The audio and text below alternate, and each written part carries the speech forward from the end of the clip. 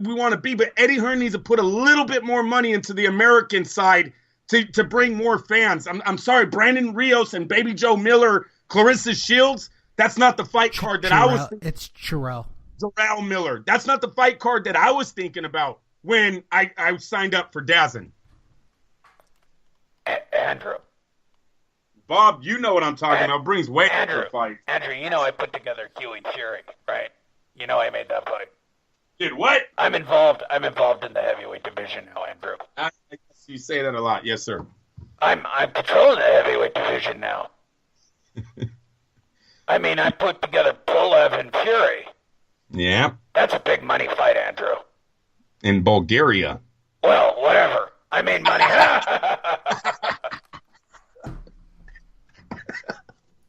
You know that's how he thinks, too. I really think... Well, no, what's he saying? Like I got a single or a double tonight. Yeah. He always talks in baseball terms when he talks about, it was a good night. It wasn't a home run night, but it was a solid double. He said that after one of the Manny Pacquiao fights, and I almost fell out of my chair at the press conference. Tonight wasn't a home run, but it was a solid double. Wasn't it Jesse Vargas was their main event the other week? Like, this is not the fight cards that I was thinking about when DAZN first said they got $1 billion to bring boxing on. Jesse Vargas, Miller, Shields, Rios. Come on. Like, you can't even go out and get some, like, go get Ryan Garcia from Golden Boy. Get some young guys that are undefeated that actually can sell a ticket or look like they're the future of the sport. Yeah. Canelo and Joshua, those are great buys, but you really didn't work for that, right? We all know that these guys are ticket sellers. Go out and find somebody. Don't just be throwing around money just because you have it. This card, I have no interest in. I love this boxing, bro, but I have no interest in this fight. I'm interested. Here. Well, and that's because I'd like to. Hopefully, I get a nip slip on Hannah Rankin. You're so stupid. Why else do you watch women's boxing? I don't watch it for the actual boxing. I don't really watch it. Hannah Rankin sucks at boxing. She sucks.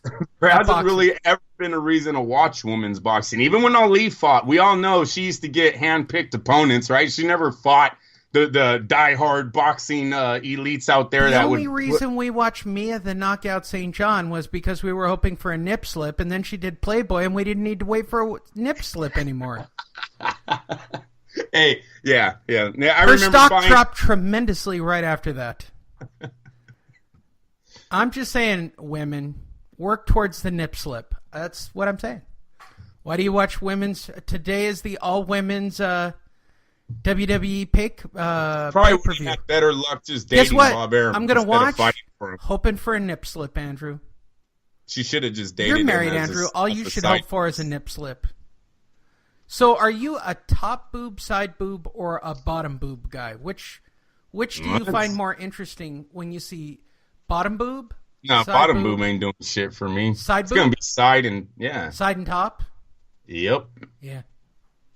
I don't know. Bottom boob's awfully good. You ever seen Miguel Cotto's wife? She does. Hey, you need to friend her on social media if you haven't already. I don't know who you need to friend on the Cotto family, but his wife, you know, for as much as Cotto likes putting out all the gay pics of him coming out of the closet, his wife likes sure putting those photos out that she is open and available right now. She's got big very boobs. Sexy photos that woman's in. She's got some seriously tremendous knockers. Yeah, she loves showing them too, Lee. Like every day there's a Miguel Cotto pic that hits the web and it's her in some nice outfit in some nice part of Puerto Rico showing what her husband's not touching. Good for her. Yeah, she's definitely getting her man back. You know, he comes out with all this fucking weird ass shit all the time. I don't know what the fuck. Cotto, sometimes to me, Cotto been hit too many times in the head. I don't even know what that dude's thinking sometimes. You know, they say, you know, there's a rumor, rumorly, that one of his children might have been that way, you know, gay, and that's why Cotto does this, to try to make him, you know, feel a little bit I don't know, make his kid feel better. I don't know if the shit's true or not, but Melissa Guzman. Cotto to back off just a little. Her name is Melissa Guzman. Yeah, she's good. She's a good wife. That's a good woman. Stuck with that dude. I know it was for the money, but he kind of does put put some weird ass photos out there and make you think that he doesn't even like his wife. Yeah, she's all that. She does good. Sadly, there are no Melissa Guzman nude pictures. Although there are some great airbrushed ones that aren't necessarily what came with the package. Yeah, I don't know if she's trying to be an Instagram model or what, but she puts one out almost every single day. Let's see. I love this game. Kodo nude. Oh, shit. Melissa Guzman Kodo nude. No, she didn't, sadly. There's some bathing suit shots. And it looks a lot like what I got in the other room. In a bathing suit. I got one like this. Well, when you buy them... I already got one like this. Yeah, when you buy them, they all look the same, don't they? Yes. You know what I mean, Lee? They Yes. try to tell you what size Genetically enhanced Yes. and altered body parts, yes. Yes. They all pretty much look the same.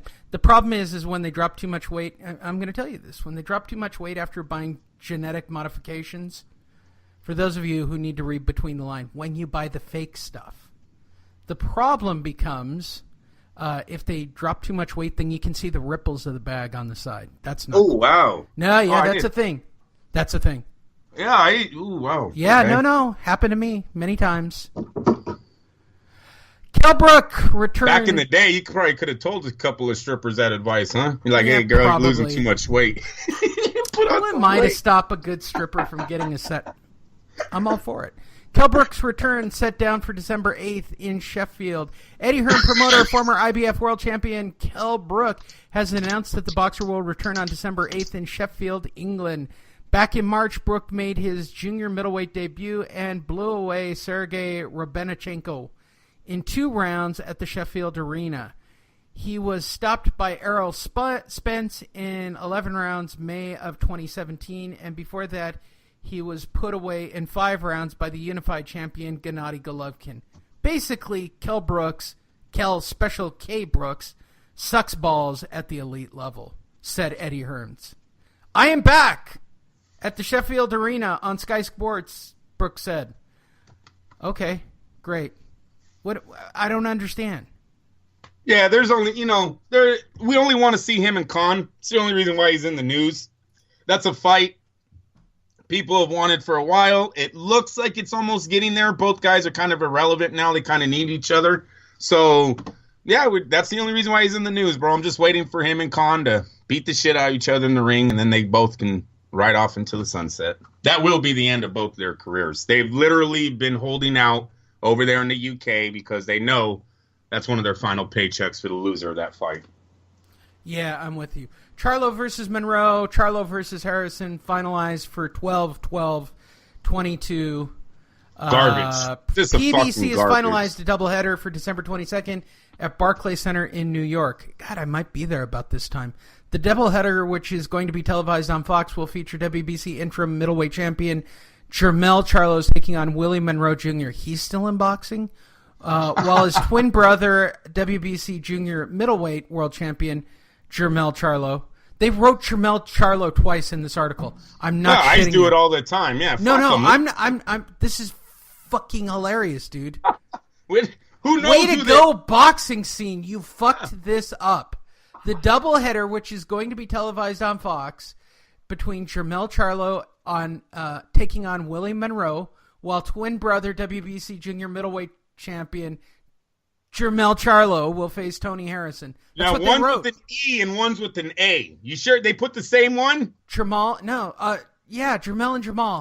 Jermell Yeah, and there you Jermell. It's Jermell and Jamal. Oh, it's Jermell. Wait, and or do they have them reversed? Are they not the same Jamal- person? Jamal is 160. Jermell is 154. Did they do it like that? Yeah, I think they got them the other way around. Yeah, I mean, who fucking cares? Once again, here are these two guys that we've been calling prospects for what, 3 years now? Jermell and Jamal. Guys, they and watch. As soon as let's say Gennady Golovkin's next fight is finalized, or who's the one that just won, Jacobs? You heard they didn't come out and say shit about Jacobs, right? Because right now he might want to fight. As soon as these guys get signed, they'll be talking again. PBC's so garbage. Yeah, these fights are fucking weak. Not what I was expecting. What happened to Hurd? I thought the 154, I thought we were going to get a unification already. What's the holdup on Hurd versus Charlo? What? Hey, Al, you waiting for both of them to be fucking Floyd Mayweather? Because here's a news break. Not going to happen. Hello? Dude, fucking joke. Then you got Jamal, who's called out Triple G, who's called out Danny, who's called out Saul. Who are you fighting? Who's your opponent? Oh, Willie Monroe, the guy with what? Like a fucking 10% knockout ratio that's already lost to Triple G? What are you going to prove by fighting him? Yeah. Free check. Andrew, free that, check. that's Listen, really. you guys got to give up on this PBC bullshit. Until we give up on this PBC and stop watching these phony-ass fights, nothing's going to happen with these dudes. They're all going to make $1 million. They don't even make $1 million anymore. They're all going to make around $250,000, right? $500,000. But Al Heyman screws the shit out of these guys. Now, go look at what their net worths are. But anyone who wants to keep saying, hey, the powerhouse of boxing, start dropping how much these fighters are actually worth.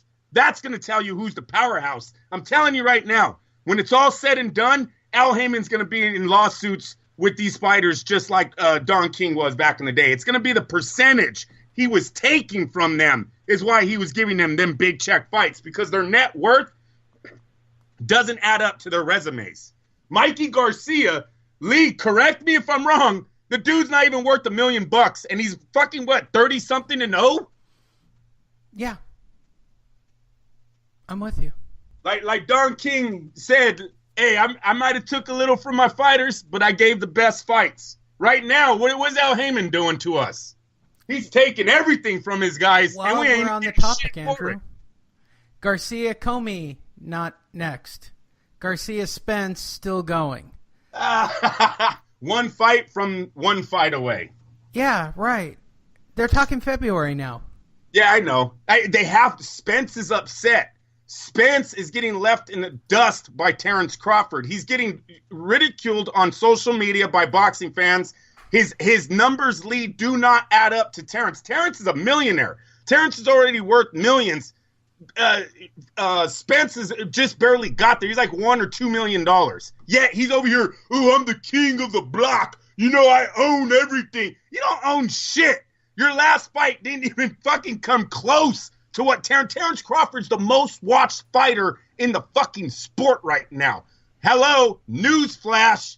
Get the fuck out of here with PBC is taking over boxing. Errol Spence isn't shit. Mikey Garcia isn't shit. Keith Thurman hasn't fought. Manny Pacquiao's fucking old. Danny Garcia should have like at least 4 to 5 losses on his record. He ain't shit. Sean Porter's an athlete more than a boxer. You put him in the ring with any of top-ranked guys, I have him losing. They're stop it already with this PBC bullshit. And fans, until you stop watching these stupid fights, Tony Harrison versus Charlo and Willie Monroe Jr. versus Charlo, they're not going to stop giving it to you.